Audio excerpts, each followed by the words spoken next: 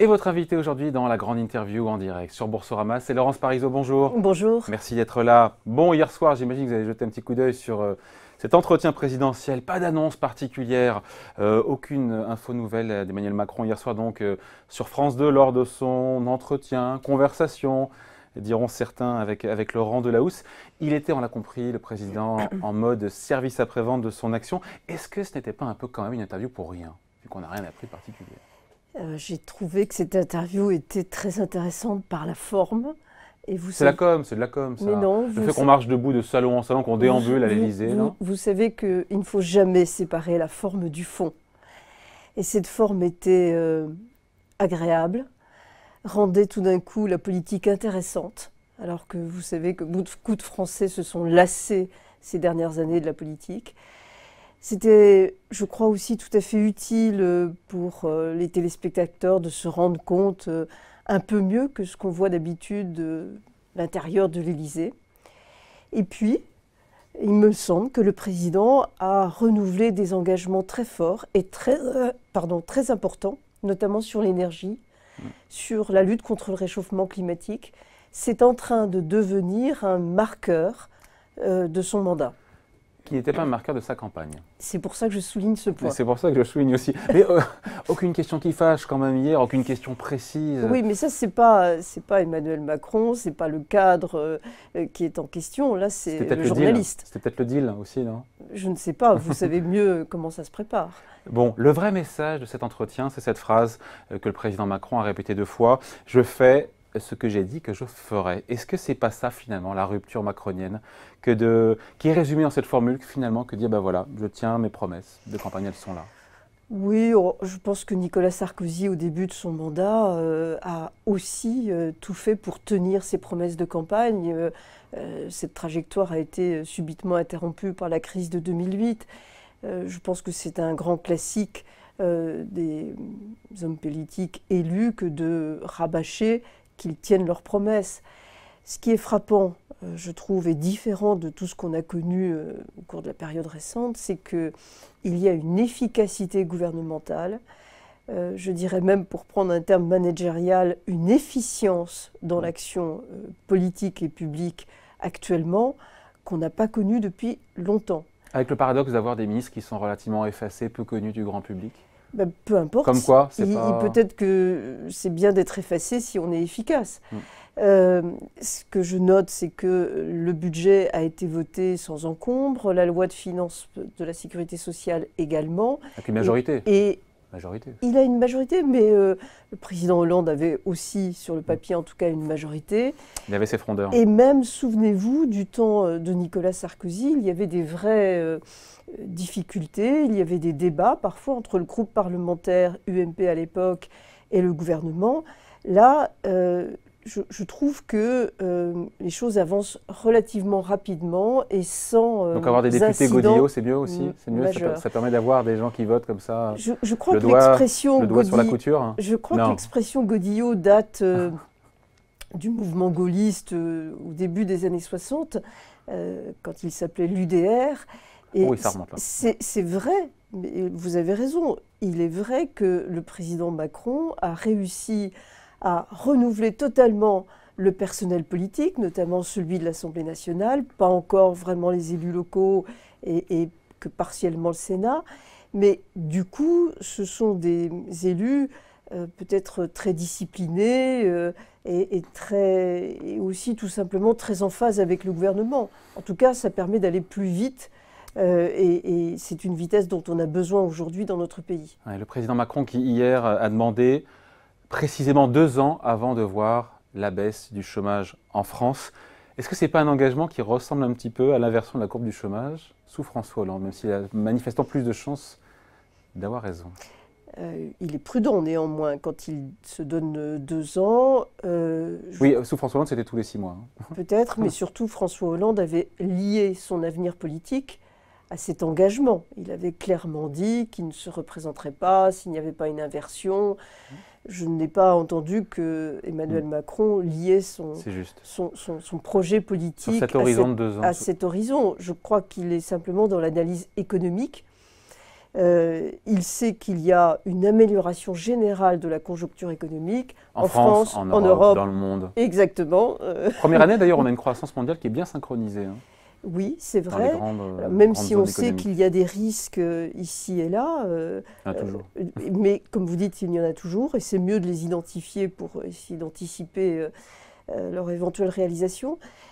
Donc il a une conjoncture économique favorable, il a un climat des affaires, comme on dit, qui est tout à fait positif, il a la confiance des investisseurs et la confiance des entrepreneurs, et il a, avec les ordonnances sur le marché du travail, desserré, pas d'une manière spectaculaire, mais quand même, les taux qui contribuaient à la rigidité du marché du travail. Donc il y a tout un tas de facteurs favorables.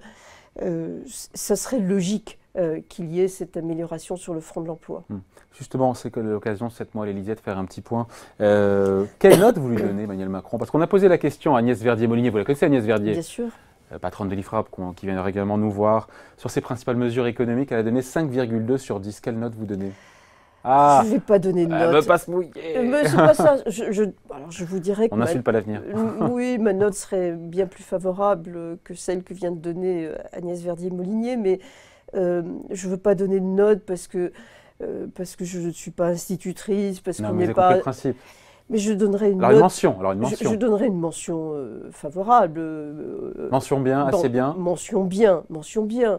Pour les raisons que je vous ai indiquées, d'efficacité, de logique aussi, de cohérence. Et je trouve qu'il est très attentif à ça, d'ailleurs. Mais l'ancienne patronne du MEDEF, pardon, mais sur la réforme engagée, on aurait pu aller plus loin. Les 35 heures ne sont pas déverrouillées. Le référendum d'initiative entreprise, c'est pas à vous que je vais l'apprendre.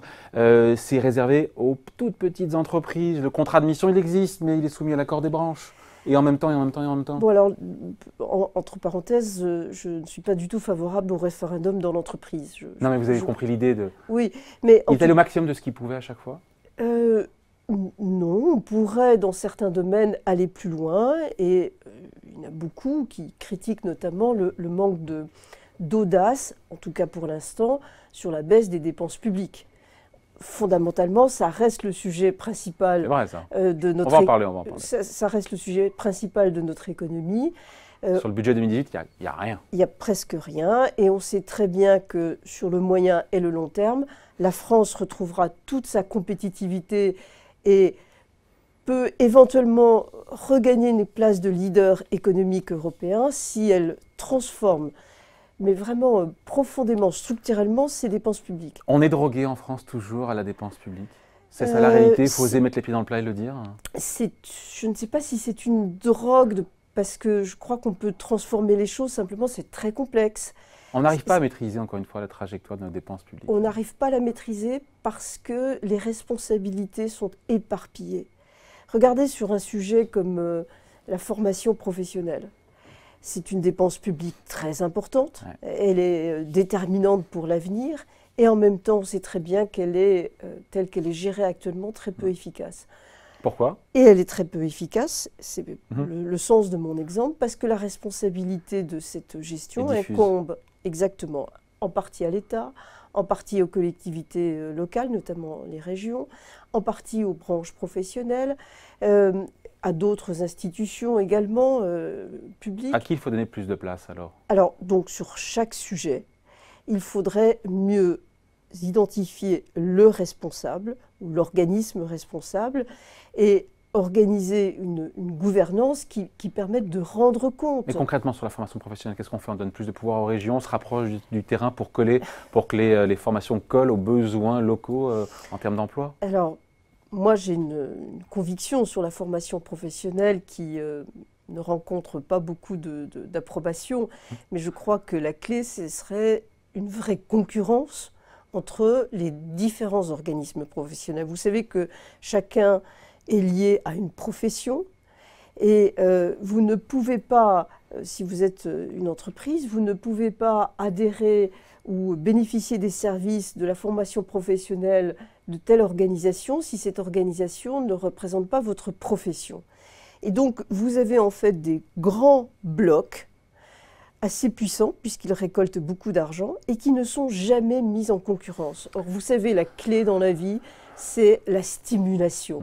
Alors, je ne suis pas pour pour la jungle. Farouche et effrénée, sans règles, sans foi ni loi. Ben non, justement, je veux des règles, mais je veux aussi de la compétition.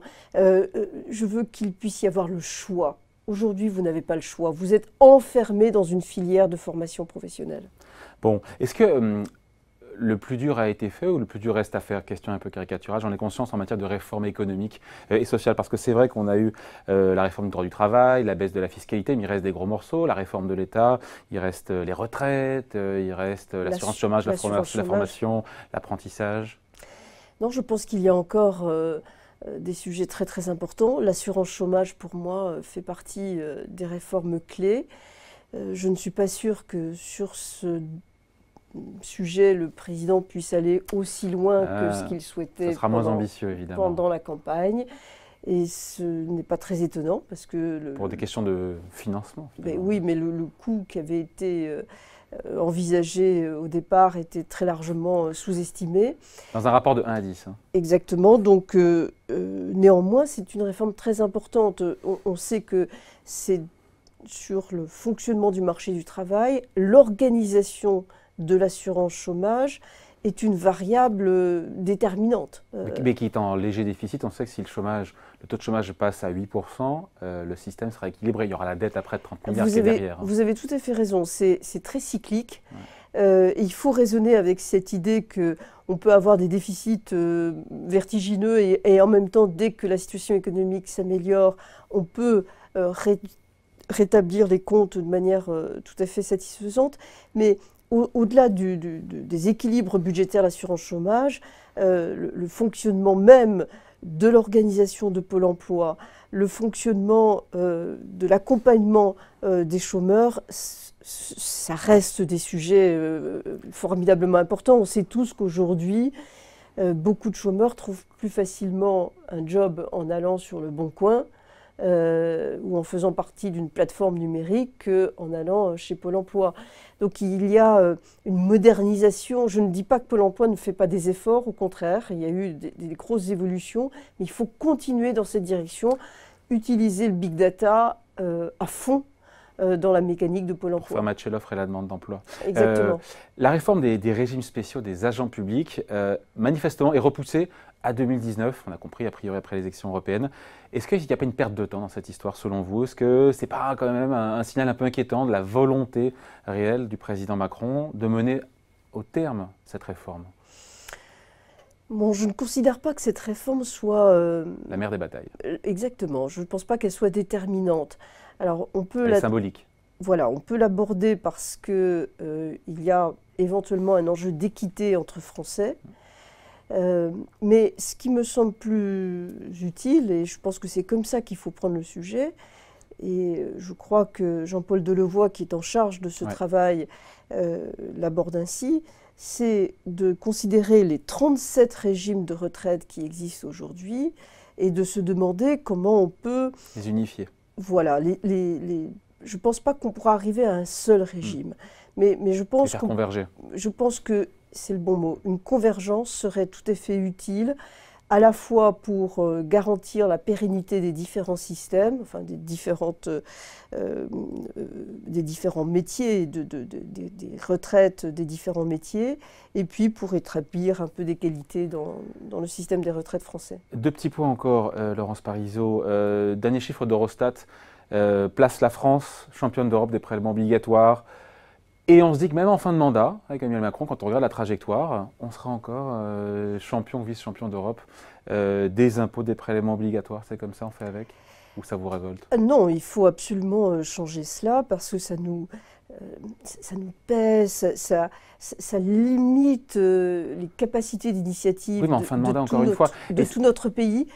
Parce qu'il y a des baisses d'impôts. Hier, il dit on a baissé de 10 milliards d'euros les impôts pour les entreprises, pour les particuliers. Mais il ne faut pas oublier qu'il y a la CSG qui augmente aussi, qu'il y a la fiscalité écologique qui pèse beaucoup de milliards aussi. Et qu'au final, les baisses d'impôts en net, ce n'est pas 10 milliards. Hein. Alors, vous avez dit que c'était en fin de mandat que pour le moment, la trajectoire est toujours assez préoccupante.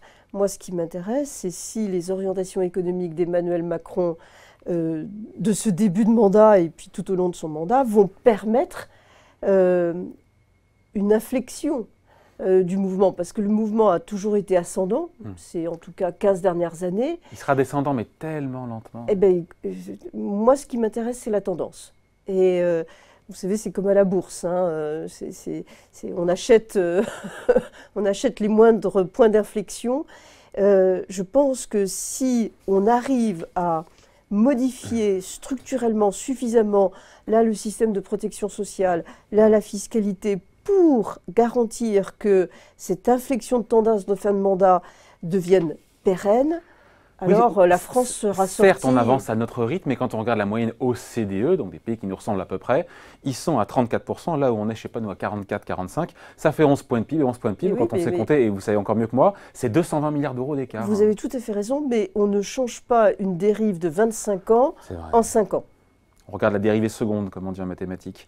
Il nous reste à parler de cet emprunt à 3%. Je ne sais pas si vous avez des excès de liquidité à placer, Laurence Parisot. Malheureusement, non.